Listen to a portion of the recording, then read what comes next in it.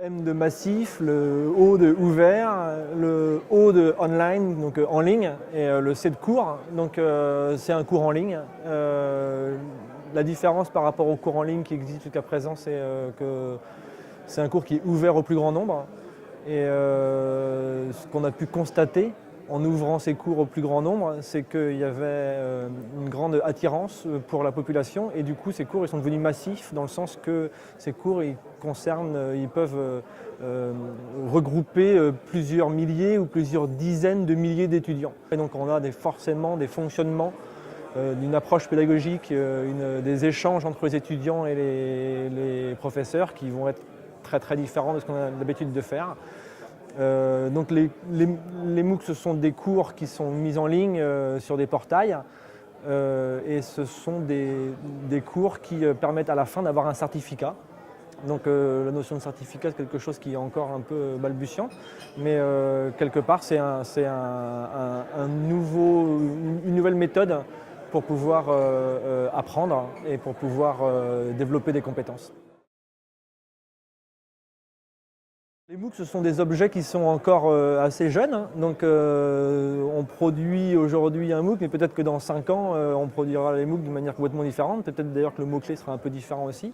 Alors concrètement, comment on fait? Ça nécessite d'abord d'avoir un professeur qui soit volontaire et qui ait l'envie de partir sur un MOOC. Idéalement, ça serait mieux qu'il y ait plusieurs professeurs parce que la charge est quand même assez importante. Et on doit d'abord rescénariser le cours, hein, c'est-à-dire qu'on a un cours qui correspond à un volume horaire, une quinzaine d'heures, une vingtaine d'heures d'apprentissage. Et il va falloir découper ce cours en petits morceaux unitaires, des modules que les étudiants vont pouvoir suivre, les étudiants, les apprenants, n'importe qui. Et ces cours-là, pour qu'ils soient vraiment accessibles, il faut qu'ils soient courts, qu'ils soient unitaires, indépendants. Et c'est cet ensemble de modules qui va finir par produire des compétences, si tout se passe bien. Et ça nécessite de scénariser le cours. Après, il faut préparer chacun de ces modules de manière individuelle. Donc préparer les illustrations, les supports, les exercices, le tournage vidéo. Et puis après, il faut mettre tout ça sur le portail, sur la plateforme. Et là, a priori, on peut commencer. Et là, c'est que le début. On a déjà passé beaucoup de temps.